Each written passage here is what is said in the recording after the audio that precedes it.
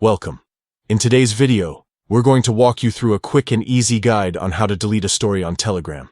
Whether you posted something by accident or you simply changed your mind, removing your story is super simple and only takes a few seconds. Let's get started. First, open the Telegram app on your mobile device.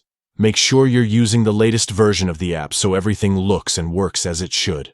Once you're on the main screen, you'll find the Stories section right at the top.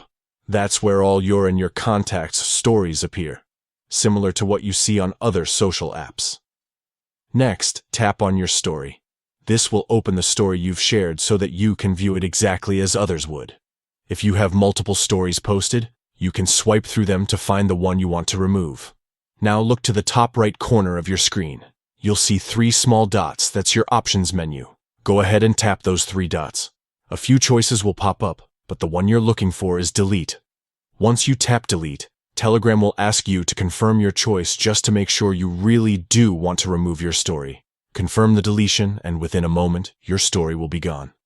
It won't be visible to anyone else, and it won't appear in your story feed anymore. That's it. You've successfully deleted your story on Telegram.